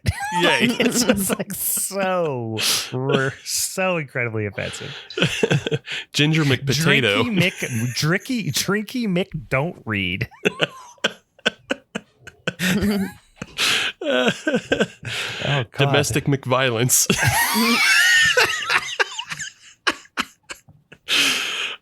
Fuck that. Oh my God. I cracked myself up on that one. You I'm really sorry. got yourself on that one. It was a good one. It feels good. It was a good one. All right. Anyway. So like it's a good one. I need to give you credit. It's a good one. So like they kill all these people in the hospital. Beth kills a fucking doctor like John Wick. Just straight up John Wicks him. Yeah. This last sequence spiraling towards the end, I'll be honest with you, I had a little bit of fun. Yeah, a little bit of fun. It gets too silly. It gets too silly to not have fun. Like with all the violence and craziness, like she kills a doctor like John Wick with a bedpan, just jamming it into her throat. But like, it's not like she decapitates him supposedly with it. Yeah. I mean, it's kind of off camera, so you don't really see. But the idea is that she's using it like a fucking blade of a guillotine. Yeah. Yeah. You know, at this point, if I had this many people coming after me, I mean, I might be ready. I might be a little stabby now. That's true. You're right. Yeah. You're right. If you just everybody you see you think is going to try to kill you, you might John Wick a motherfucker or two. Yeah. Absolutely. Yeah. And then she stabs her friend as well. Mm-hmm. Like her friend who deserved it. It's all a move. She had it coming the entire time. Mm-hmm. It does look like ketchup though when it's coming out of her neck. It's bad. It doesn't look great. It just looks is complete different texture of the blood than when fucking Ponytail, fucking guy got it earlier. Yeah, and I think it's almost too watery. $205, Brian. They bought some Heinz. They splurged. Again, not surprising, obviously. Yeah. Maybe they shot him out of sequence and like this Heinz started getting low, so they diluted it. Yeah. Yeah, it's all thick. And like it looks almost like tomato soup coming out because it's like opaque. Like it's not shiny or anything. It's just like a flat matte fucking potato or tomato blood. But this leaves Beth locked in a room by herself. She sees bleach on the floor and a big jug that says bleach. And she considers that she's going to drink the bleach. I do like this. Until she sees that she's also in a room with a bunch of refrigerators. And in those refrigerators are fecal samples. Yes, sir. And you get the big punchline of she eat the poo-poo.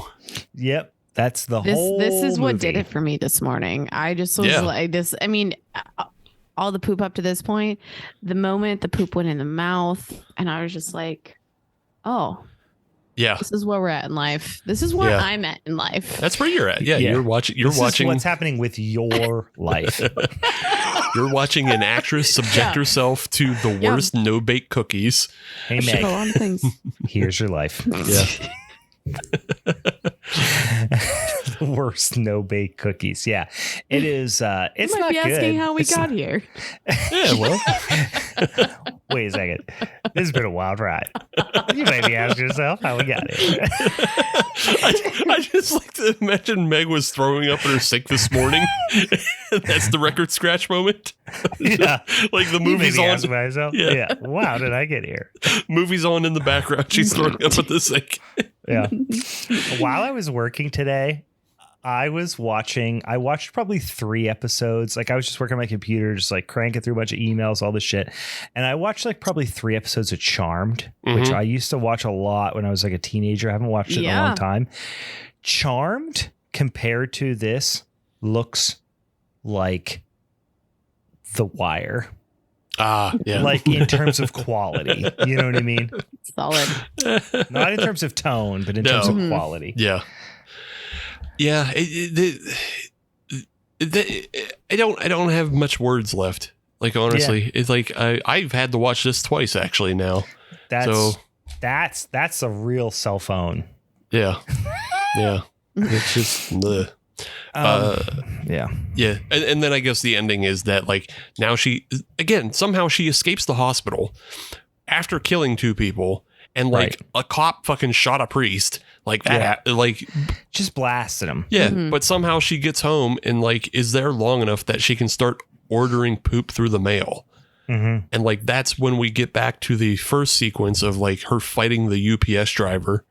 Like he was dropping off her poop samples for her to eat to change her gut biome. Yeah. And then her parents surprise her and she's holding a knife and it's like, oh no, she's eating poop and then might kill her parents. Shit. Listen, guys, if I had a nickel for every time I was there. So those are like vampire vibes even, but you're like a poop vampire. Yeah. Poop. poop pyre. Poopire. Ducula. Anyway, Count Ducula. Count Ducula. That's it. Nope. That's There it. you go. There you go. Yeah, it's the end is like, I mean, okay, fine, I get it. Your parents show up. You don't really. What's that? I want to suck your butt. Oh gosh, that's a good one.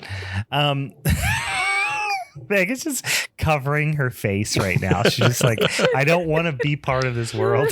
You know what? To be honest with you, the ending. Wait, what did you say? You did this to me. Oh, I thought you had another poop bud.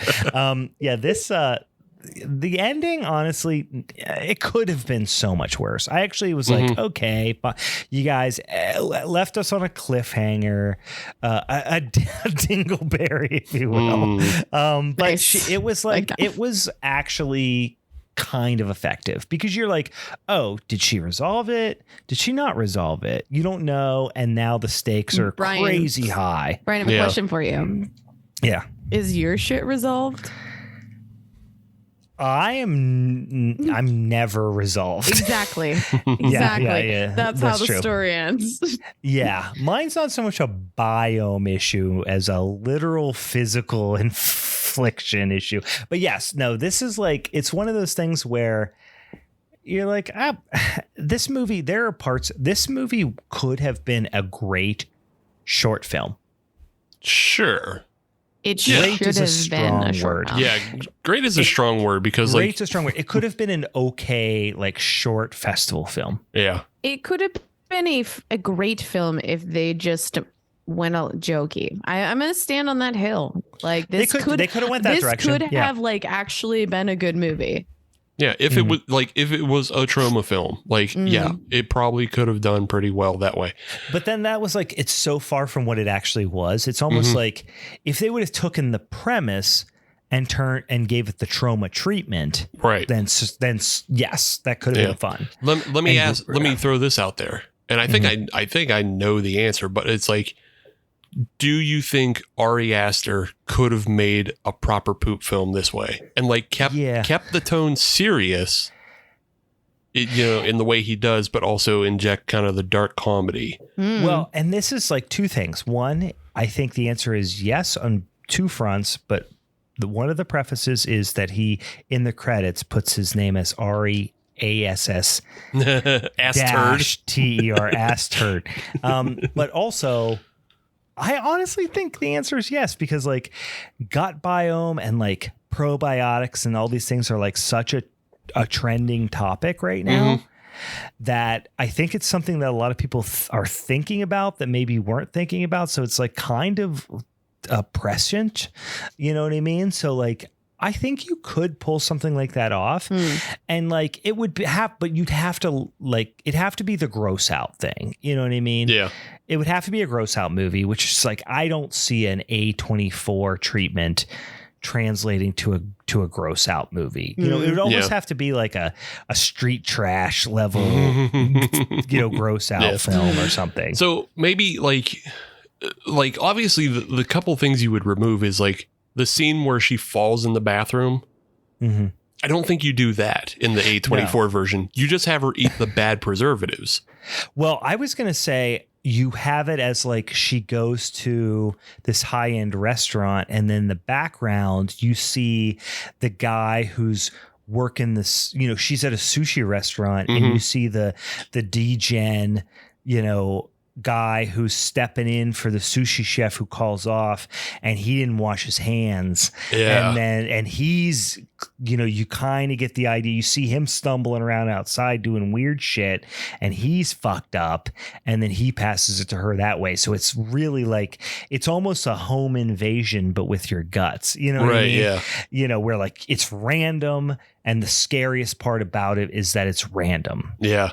Like you could go that route. Or like maybe just like a cat was walking in its litter box or walking outside and then it walks on the food or some shit, or like even if you went trauma, the trauma version of that is she goes to eat at a sushi restaurant and the sushi chef has a monkey who's got his thumb up his ass. Right. Yeah. Or something like that. But yeah. I think the answer is yes. You could pull this off. There's dumber premises. There's dumber premises, and I think like that's the thing is like there is some originality to this. Mm-hmm. It's just executed so terribly. Yeah, it fell in the hands of either the wrong person or the person who, well, the wrong person either by skill or by funding or both. You know, and I mean, again, the movie was made in 2 weeks. You can't do that. Yeah. And I will reiterate, I've said it a couple times, and I don't have IMDb up, so I don't remember her name, but the actor who played Beth, she is, I would love to see her in a really, a higher production value, higher budget flick, because she's good. And if you can take this dog shit and like deliver a performance where I'm like, damn, that's a pretty good performance. Like, I'm not saying she's fucking Toni Collette or anything, but I'm just saying like she did a lot with a little. Yeah. And that's a good, that to me is the sign of like, you're a fucking good actor. Mm-hmm. I wonder too, if her approach is like, she knows how this could go. And so it's like, there's nothing more that she can do than just like bust her ass to make it fucking great. Like, have a great performance with it. You know what I mean? You're probably right. And I also think that she probably wouldn't have signed on if this was jokey. Maybe. You know what I want to hear? Direction. And this could be a follow-up just in like a very small bit, is I want to listen to a couple of her episodes of her podcast. I am going to. I looked up her podcast. Like, I'll listen to her podcast and get a feel for like, who knows if she actually talks about this or not. Maybe she's in other things. Like, she seems, she can't be more than about 21 years old. You know what I mean? She seems very young. I can imagine that maybe her career is kind of just, blossoming right now. So I would be interested to learn that, because boy, I would love to see her in other stuff, because she's fucking, like I said, she got handed a literal bowl of shit soup and actually delivered she ate it. And she did. And she did. And like, holy shit. I really hope that several years from now, and she's like fucking, a superstar, that we can add her to the fucking, before they were stars episode that we do 5 years from now, of like, damn, this girl who's now in the fucking Scream 12 is the new Jenna Ortega or whatever. She was in this fucking scat horror movie in 2022. That would be great. What is the likelihood that she changes her name? Oh, yeah, you got to after this. Well, no, I mean, look at. I think she would have already done it. That podcast on Instagram has 25,000 followers too. Oh hell yeah! So like, she's making some she's a name. She's like, she's out there. Yeah, she's like doing 5,000 followers or something. Like, so people know who she is. So yeah, she's doing something. She can't give it up now. It's too late. She got established. A sick name. And I got Mara. Yeah. Oh, that's a good name. That's a good name. It's good. Yeah, it's memorable. She can't give it up. It's just one of those things. It's like she had a window before her podcast got too big, but maybe the podcast got big and now she's known for it and she can't. You missed it. Yep. But it doesn't matter, because the deed's done, and now you're already, people already probably know who she is. So indeedy do. Oh, good for you, son of a bitch. All right, guys, that was GoodBi. Can you just title this the poop episode? It is. This is the poop episode. This is that the if you've ever played Conker's Bad Fur Day, guys, this is that poop level in Conker's Bad Fur Day, but our equivalent episode of that. Guys, we are done with this fucking movie. We're done with Steve's Showdown. It was actually a lot more fun to talk about, but also fuck you. Fucking finally. Now we don't even have to talk about Steve for the rest of the month. I want to have as little to do with Steve I'm actually leaving the country so that I don't have to acknowledge that he is champ for the rest of the month. That is true. So once again, guys, we are going to be doing for next month. We're going to be doing that old Showdown episode around oh god damn, what is it? It's not telekinesis. Before They Were Stars. Before They Were Stars. I just fucking mentioned it. We're gonna do Before They Were Stars. So if you have a suggestion that maybe is one that we don't know about, or even if it's one we probably do know about, but you feel strongly about, send it our way on the Instagrams, on the Twitters, on the TikTokies, whatever. Send it our way and say, hey guys, have you checked out this movie with this guy or gal? It's a great one, and it was before they were stars, because we're going to be picking our picking our movies for this topic in the very next minisode. And I don't think we have actually what we're going to be watching and talking about for the next minisode. Couple ideas. I think you guys floated. You guys could toss a couple ideas out there with some movies coming out.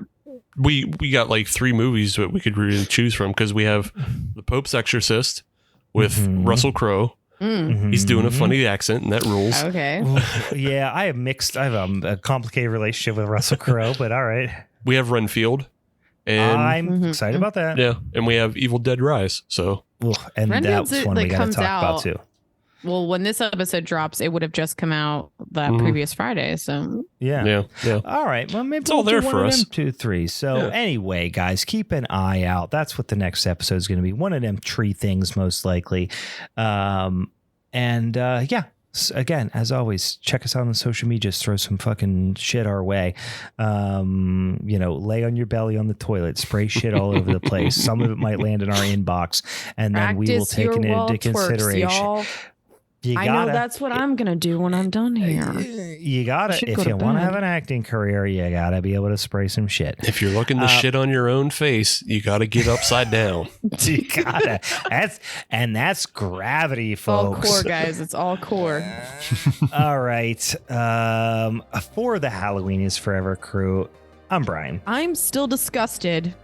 And I am very, very happy I got these fuckers. See you later, you motherfucking son of a bitch. Bye. Goodbye.